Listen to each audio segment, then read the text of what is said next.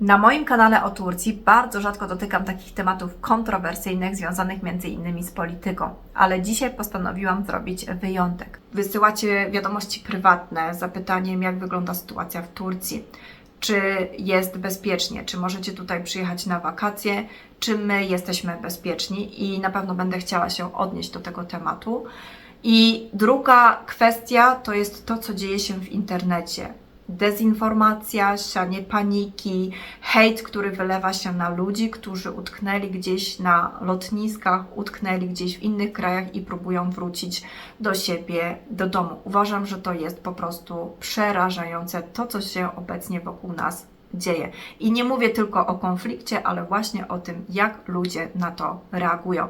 Także, jeżeli jesteś osobą, która jest zainteresowana tematem, jesteś osobą, która ma na przykład wykupione wakacje w Turcji, albo stoi przed podjęciem decyzji, czy w ogóle wyjeżdżać, czy nie, zapraszam do oglądania. To, co ja bym chciała zaznaczyć, to ja nie jestem żadnym ekspertem od polityki, wręcz odwrotnie. Często stronię od tego typu tematów, dlatego że są one bardzo ciężkie i bardzo obciążające psychicznie, przynajmniej mnie. Nie chciałam, żeby ten filmik to było tylko takie opowiadanie, jak ja się czuję, dlatego poświęciłam mnóstwo czasu, żeby przygotować się merytorycznie, ale wiadomo, że w internecie są różne informacje, także jestem pewna, że będą oglądały mnie osoby, które mają szerszą wiedzę, są bardziej zaangażowane w te tematy i będzie mi bardzo miło, jeżeli wejdziemy w jakąś taką merytoryczną dyskusję, jeżeli podzielicie się swoimi opiniami, spostrzeżeniami, ale bardzo Was proszę, żeby ta dyskusja miała taki charakter z zachowaniem kultury osobistej, z poszanowaniem siebie nawzajem. Od 28 lutego, czyli dzisiaj już mamy 5. dzień, trwa konflikt, który został zapoczątkowany przez Stany Zjednoczone i Izrael w wyniku ich napaści na Iran. I Iran w odwecie zaatakował bazy należące do Stanów Zjednoczonych, które znajdują się na terenach ich sojuszników. Między innymi Zjednoczone Emiraty Arabskie, tutaj na pewno większość z Was słyszało o Dubaju, czy między innymi Cypr, gdzie znajduje się baza wojsk Wielkiej Brytanii. Ponieważ Egipt, ponieważ Turcja często zaliczane są do krajów Bliskiego Wschodu, to pojawiają się takie pytania, pojawiają się takie sugestie, że być może te dwa kraje również zostaną wciągnięte w konflikt i że nie powinno się w tym momencie tutaj przylatywać, dlatego że jest niebezpiecznie. Pozwólcie, że ja w tym miejscu od razu odniosę się do jednego komentarza, który zobaczyłam na forum. Mianowicie ta osoba pisała, że Turcja, w związku z tym, że jest krajem muzułmańskim, to na 100% zaangażuje się w wojnę i będzie tutaj bronić pozostałych wyznawców islamu. Słuchajcie, według tej osoby wojnę można przyrównać do gry w zbijaka w podstawówce, gdzie Turcja musi wybrać swoją drużynę. Czy jest w drużynie Stanów Zjednoczonych, czy jest w drużynie Iranu. Wojna, moi drodzy, to nie jest ani zabawa, ani gra. Jeżeli zaczynamy wojnę, to mamy ogromne konsekwencje, między innymi finansowe. Konsekwencje dla naszego społeczeństwa. To nie jest podjęcie decyzji, czy ja pójdę na koncert, czy ja nie pójdę na koncert. Pytanie, czy my się boimy? Nie powiedziałabym, że się boimy, ale jesteśmy zaniepokojeni i wydaje mi się, że to jest normalna reakcja w tej sytuacji, tak samo jak pewnie Wy jesteście zaniepokojeni. Ale za chwilę opowiem Wam, co wywołuje tak naprawdę to nasze zaniepokojenie. Coś, co mnie osobiście bardzo niepokoi i smuci jednocześnie, to jest sytuacja ludzi w Iranie. Dlatego, że Iran jest sąsiadem Turcji i wielu Irańczyków przyjeżdżało tutaj do Turcji i wiele osób z nas ma po prostu znajomych czy przyjaciół w Iranie. Ja jestem taką osobą, moja jedna z najlepszych przyjaciółek jest Iranką i w tym momencie przebywa wraz z całą swoją rodziną w Teheranie. I ja od kilku dobrych dni nie mam z nią w ogóle kontaktu. I nie ma dnia, żebym o niej po prostu nie myślała, w jakiej ona jest sytuacji, czy wszystko jest u niej w porządku i nie martwiła się o nią. Iran, słuchajcie, to jest kraj, który ma poważne problemy już od dawna, ale jakby z dwóch stron, zarówno wewnętrznych, jak i z zewnątrz. Iran jest tutaj rządzony przez duchownych szyickich i tutaj przywódcą był Ali Khamenei, który zgodnie z informacjami podawanymi przez stacje telewizyjne został zabity. I jak wszędzie, w każdym kraju, społeczeństwo irańskie było tutaj mocno podzielone. Część osób wyszła na ulicę z tego względu, żeby go opłakiwać. Tutaj 40 dni żałoby zostało ogłoszone, ale też duża część społeczeństwa cieszyła się z jego odejścia. Dlaczego? Dlatego, że od długiego już czasu Iran boryka się z takim problemem narzucania noszenia hijabu, z brutalnością policji do spraw moralności, która na przykład na ulicy sprawdza, czy kobiety są wystarczająco zakryte. Sytuacja ekonomiczna, gospodarcza jest bardzo zła i duża część społeczeństwa chciała obalić przywódców, tego przywódcę, rząd. I były protesty prowadzone, wiele osób zostało aresztowanych, trafiło do więzienia, były represje, było łamanie praw człowieka. Drugą kwestią oczywiście są spory zewnętrzne i tutaj mam na myśli to, co się obecnie dzieje, czyli atak ze strony Stanów Zjednoczonych i Izraela. Wyłania się kilka takich tez, dlaczego doszło do tego ataku. Jedną z nich była chęć pomocy ze strony Stanów Zjednoczonych społeczeństwu irańskiemu, tak aby obalić ten rząd i żeby społeczeństwo przejęło tutaj władzę w kraju. Osobiście ja w to nie wierzę. Dlaczego? Bo świat nie jest taki piękny i jeżeli dany kraj nie ma jakiegoś interesu, to na pewno nie będzie siebie narażał.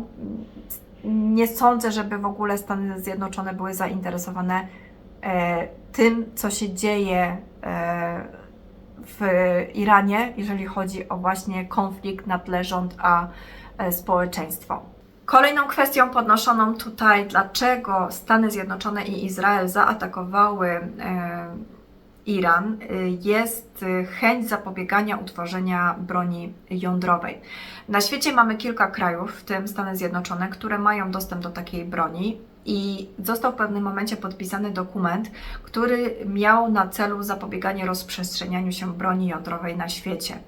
I według jego zapisów kraje, które do tej pory broni jądrowej nie miały, nie będą podejmowały żadnych działań celem jej stworzenia. Mówi się o tym, że właśnie Stany Zjednoczone twierdziły, że tutaj Iran pracuje nad bronią jądrową, natomiast przeciwnicy tej teorii twierdzą, że owszem, w Iranie jest prowadzony program nuklearny, natomiast miał być on wykorzystany do całkowicie innych celów i że cały czas jest pod stałą kontrolą. Ostatnią teorią, o której chciałabym Wam powiedzieć, to jest walka dwóch mocarstw o to, które będzie silniejsze i które będzie miało większe wpływy. Mam tutaj na myśli Chiny, a także Stany Zjednoczone. My, słuchajcie, mamy taką cieśninę, która nazywa się Ormus i ona znajduje się pomiędzy Iranem a Omanem. I ta cieśnina odpowiedzialna jest za około 20% światowego eksportu ropy naftowej, a także gazu ziemnego. I z tego, co ja zdążyłam się dowiedzieć, to tutaj Stany Zjednoczone trzymają swoją rękę na pulsie, jeżeli chodzi o transport morski. Natomiast Chiny, chcąc się uniezależnić tutaj od Stanów Zjednoczonych, podjęły pracę, aby utworzyć taki transfer drogą lądową i ich sojusznikiem w tych działaniach jest między innymi Iran. I mówi się o tym, że kiedy Stany Zjednoczone zaatakowały Iran, to pośrednio również wpłynęło to na Chiny, wpłynęło to na pomysł właśnie wybudowania alternatywnej drogi. I to jest to, co mnie w tym momencie bardzo stresuje, co stresuje Turków i myślę, że Was też powinno stresować. Dlaczego? Bo już na ten moment Iran, zdenerwowany tym, że został zaatakowany przez Stany Zjednoczone, po prostu tą cieśninę zamknął. I im dłużej będzie ona zamknięta, tym będzie gorzej na świecie, dlatego że obecnie stoimy przed kryzysem energetycznym i przed ogromnym wzrostem cen paliwa. Słuchajcie, u nas 2 dni temu już była taka informacja, że paliwo wzrośnie, że motorin, czyli mazot, czyli olej napędowy tutaj wzrośnie i wzrost był bardzo duży, bo aż o 7 lir na litrze. I słuchajcie, 7 lir, odkąd ja tutaj mieszkam, to paliwo cały czas, nam tutaj te ceny paliwa cały czas wzrastają. I ja pamiętam, jak do dziś te 37 lir za litr i ja po prostu robiłam taką minę, Boże, jak my przeżyjemy. W tym momencie chyba mamy 62, z tego co pamiętam. No i wywołało to oczywiście panikę wśród Turków, dlatego że 7 lir na litrze paliwa to jest sporo. I wszyscy ruszyliśmy na stację. I jak podjechaliśmy wczoraj na Shell, to pierwsze co pan podszedł do nas i pytał, co wy chcecie zatankować. Okazało się, że paliwa już nie ma. My braliśmy akurat motoring, także mogliśmy zatankować. Co ciekawe, dzisiaj była informacja o tym, że zostało to anulowane. Podejrzewam, że po prostu i tak z czasem ta podwyżka będzie.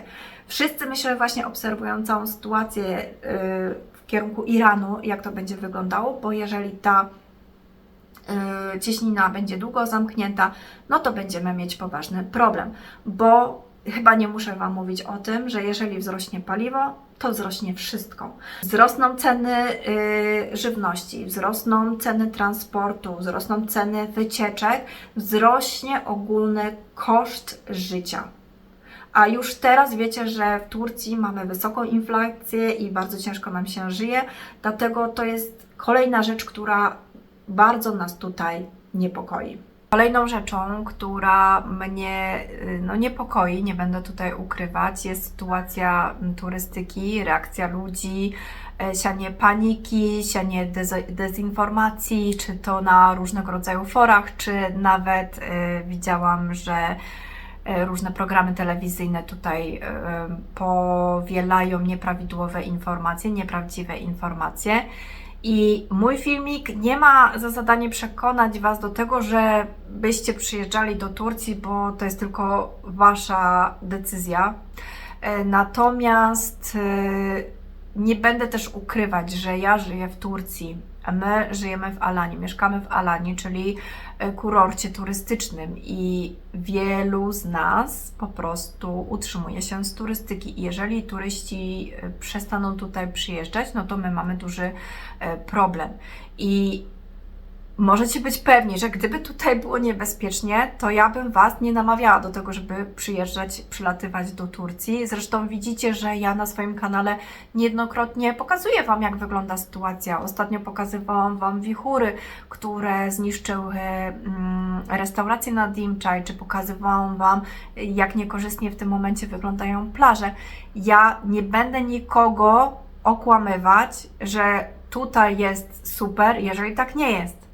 Ale prawda jest taka, że w tym momencie w Turcji nic się nie dzieje. Gdyby nie dostęp do telewizji, do internetu, to zapewne byśmy dalej nie mieli pojęcia o tym, co się zadziało na świecie. My tutaj normalnie funkcjonujemy. Normalnie funkcjonuje przestrzeń powietrzna, samoloty przylatują, czy to z Polski, czy nie wiem, z innych krajów.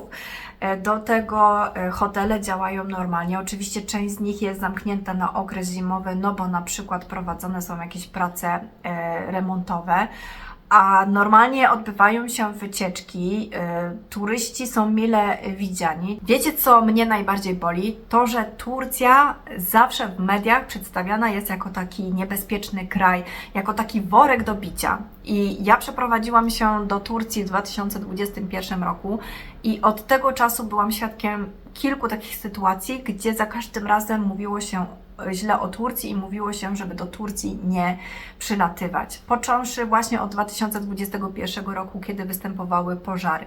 I mimo tego, że pożary w większości były na obszarach górskich, wysoko, to i tak pisano, żeby do Turcji nie przylatywać. Słuchajcie, to, że na przykład na Zielonym Kanionie był ogromny pożar i to, że nie prowadzono tam wycieczek, to już wskazuje, że nikt o normalnych zmysłach nie będzie tutaj narażał turystów. Później 6 lutego 2023 roku ogromne trzęsienie ziemi na wschodzie Turcji. Ludzie odwoływali swoje rezerwacje na zachodzie czy na Rivierze Tureckiej, w ogóle nie interesując się tym, jakie to są odległości, że tak naprawdę tam im nic nie grozi, bo gdzieś tam daleko było trzęsienie ziemi, gdzieś tam daleko coś się wydarzyło. Dobry przykład, wojna w Syrii, tak? Słuchajcie, ona rozpoczęła się bodajże w 2011 roku. I dopiero chyba rok temu pamiętam, że Syryjczycy zaczęli powoli wracać do swojego kraju. I przez tyle lat trwała ta wojna i w ostatnich czasach Turcja biła rekordy popularności. Nikt nie myślał o tej wojnie. Dlaczego? Bo ona się rozciągnęła w czasie. Na początku owszem, było mówione, żeby do Turcji nie przyjeżdżać, ale potem ludzie zapomnieli. I słuchajcie, co więcej, wy jesteście w tej samej sytuacji w Polsce. Bodajże od 4 lat za granicą macie trwającą cały czas wojnę na Ukrainie. Na początku była panika, na początku był strach, ale w tym momencie już się do tego przyzwyczailiście. Ważne jest to, żeby podejść do tematu na spokojnie, bo słuchajcie, jak ja widzę takie wiadomości, że w sierpniu mam wykupione wakacje w Turcji, czy ja powinienem zrezygnować i ktoś mu pisze tak, koniecznie, bo tam będzie wojna. Proszę Was, my nie wiemy, co się wydarzy za tydzień, po prostu trzeba na spokojnie obserwować sytuację i jeżeli już zbliży się termin Twojego wyjazdu i Ty faktycznie będziesz czuć niepokój, to nie jedź, ale po prostu nie panikuj już teraz, na kilka miesięcy przed, nie rezygnuj z tych wakacji, bo wszystko się może wydarzyć, tym bardziej, tak jak mówię, macie wojnę na Ukrainie zaraz obok i patrząc na położenie Turcji względem Iranu i położenie Polski względem Ukrainy, no to Wy jesteście w gorszej sytuacji. Powiedziałam Wam, że bardzo mnie denerwuje właśnie wrzucanie Turcji do tego takiego najgorszego sortu krajów. I słuchajcie, coś, co po prostu wyprowadza mnie z równowagi, to są nagłówki, które za każdym razem pojawiają się. Ministerstwo Spraw Zagranicznych odradza wyjazd do Turcji. No i po czym ja wchodzę na informacje i tam jest napisane, że odradza oczywiście, ale na wschód, między innymi granice Van i tak dalej, i tak dalej. Ale taki zapis, moi drodzy, istnieje odkąd ja zaczęłam się interesować Turcją, czyli około 2018 roku. Na pewno taki zapis już na stronie był.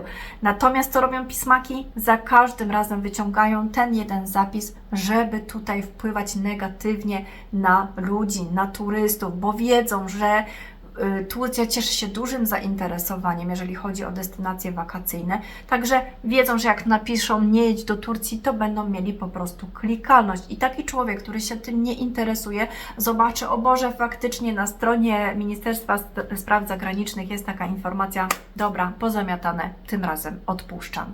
A ten zapis, uwierzcie mi, on jest od kilku po prostu lat. I owszem, mówi się o tym cały czas, że wschód Turcji nie do końca jest bezpieczny, ze względu właśnie na Syrię, ze względu na możliwość ataków terrorystycznych. Wschód Turcji w ogóle rządzi się innymi prawami. To jest troszeczkę inna Turcja, którą ja osobiście bardzo chętnie chciałabym zobaczyć, ale też za każdym razem mam jakieś tam przeciwwskazania, że nie mogę pojechać. Nieważne. Mam nadzieję, że kiedyś tam pojadę i udowodnię Wam, że jest to przepiękny kawałek Turcji, że warto również tam się wybrać. Także jeszcze chciałam powiedzieć o jednej kwestii, co nas niepokoi, to ewentualny napływ uchodźców, napływ imigrantów, dlatego że my jako Turcja jesteśmy otwarci, pomagamy i takim przykładem właśnie są imigranci z Syrii, około chyba 3,5 miliona tutaj przybyło i oni właśnie głównie osiedlili się na wschodzie Turcji. Ale również ta wojna Ukraina, Rosja też spowodowała, że bardzo dużo osób z tych krajów tutaj do Turcji po prostu się przeprowadziło i no, ma to negatywny wpływ, jakby nie patrzeć, na gospodarkę kraju i chyba tego tematu nie muszę Wam rozwijać, bo doskonale to rozumiecie w tym momencie. Macie bardzo dużo osób z Ukrainy właśnie na terenie u siebie na terenie Polski. Wymieniłam Wam największe niepokoje, które ja odczuwam w związku z sytuacją, która ma miejsce na świecie i myślę, że większość społeczeństwa tureckiego, czyli jeszcze raz wymienię tak na szybko tutaj niepokój związany z brakiem informacji o naszych znajomych, którzy są w Iranie, niepokój związany ze wzrostem cen paliwa, żywności, następnie niepokój z takim kryzysem w turystyce, który tak naprawdę wynika nie z realnego niebezpieczeństwa w Turcji, tylko po prostu z rozsiewaniem takiej paniki i błędnych, nieprawidłowych informacji. Niepokój ewentualny z napływem imigrantów, z napływem uchodźców. I dopiero na 5. miejscu odniosę się do ewentualnego niepokoju, jeżeli Turcja miałaby tutaj wziąć czynny udział w działaniach zbrojnych. Czy my mamy taki niepokój? No nie do końca, w sensie gdzieś tam oczywiście mały niepokój jest, dlatego że to, co się ostatnio dzieje od kilku już lat na świecie, no świat troszeczkę staje na głowie dla mnie i światowi przywódcy zamiast myśleć o ogólnym dobru, tak, o tym, aby cały świat jakoś funkcjonował, to każdy myśli tylko o sobie, o swoich interesach, o swoich jakichś tam celach, które mają w głowie. Także nigdy nie możemy zakładać, że Turcja, czy Polska, czy jakikolwiek inny kraj nie zostanie zaatakowany. Natomiast moim zdaniem jest mała szansa na to i teraz Wam powiem dlaczego. Zacznijmy od tego, że Turcja jest członkiem NATO, czyli zgodnie z założeniami, jeżeli Turcja zostałaby zaatakowana, to jest tak, jakby całe NATO zostało zaatakowane. Można powiedzieć, że Turcja ma tutaj silne plecy. Słuchajcie, Turcja tak naprawdę nie jest w konflikcie ani ze Stanami Zjednoczonymi, ani z Iranem i w ogóle od wielu, wielu lat Turcja prowadzi taką politykę mediacji, tak? Ona nie bierze czynnego udziału. Zwróćcie uwagę, że nawet jak wybuchła wojna między Ukrainą a Rosją, to co zrobiła Turcja? Turcja zamknęła dostęp do cieśniny Bosfor i Dardanelle i żadne statki wojenne tutaj nie mogły przepływać. Do tego Turcja jest bardzo silnym krajem. Nie wiem, czy zdajecie sobie sprawę, ale Turcja znajduje się na 2. miejscu wśród wszystkich armii NATO, jeżeli chodzi o siłę. Jeżeli chodzi o wszystkie kraje na świecie, to ma 9. miejsce, gdzie Polska ma 21. miejsce. Armia turecka jest duża, jest silna. Szacuje się, że mamy około 350 000 czynnych żołnierzy. Dla porównania w Polsce jest to około 200 000. Do tego rezerwa, mówi się, że około 400 000 osób. Do tego jednostki paramilitarne. Kolejna kwestia, Turcja ma duże doświadczenie, jeżeli chodzi o udział w działaniach zbrojnych na świecie. To nie jest tylko na papierze, to jest prawdziwe doświadczenie wzięte z życia. Do tego nie wiem, czy zdajecie sobie sprawę, że Turcja jest cenionym producentem sprzętu dla armii, między innymi właśnie drony.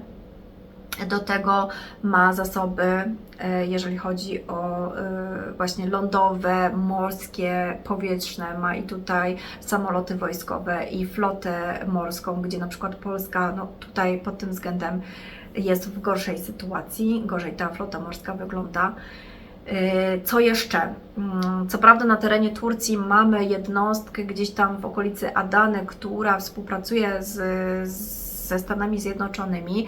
Natomiast Turcja nie wyraziła zgody, aby wykorzystać jej przestrzeń powietrzną czy lądową do zaatakowania Iranu. Ja powiem Wam, że zażartowałam do Umita, żeby się nie martwił, że jeżeli cokolwiek się wydarzy, to ja go nie zostawię i że razem pojedziemy do Polski. I on mi wtedy odpowiedział, że ale Turcja jest bezpieczniejsza i taka jest ogólnie w tym momencie prawda, bo Turcja nie ma żadnego absolutnie powodu, aby wziąć czynny udział w tych działaniach wojennych.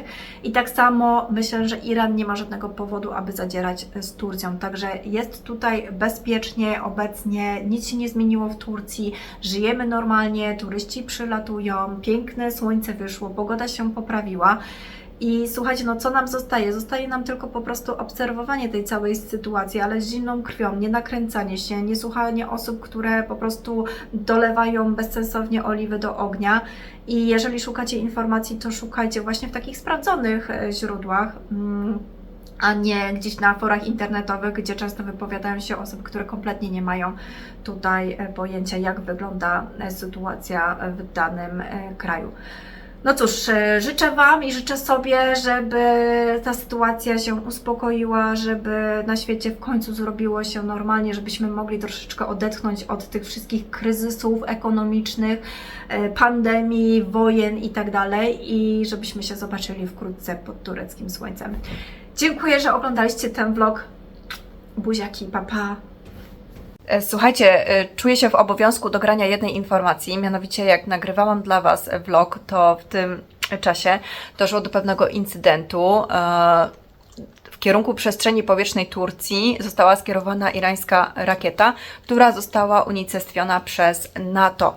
I no, na chwilę obecną oczywiście nic się nie stało, ona tutaj nie doleciała i uważa się, że tak naprawdę Turcja w ogóle nie była tutaj celem, ona znalazła się na tej trajektorii przez przypadek, także w dalszym ciągu jesteśmy bezpieczni i było to daleko od Alanii, także mam nadzieję, że będzie dobrze.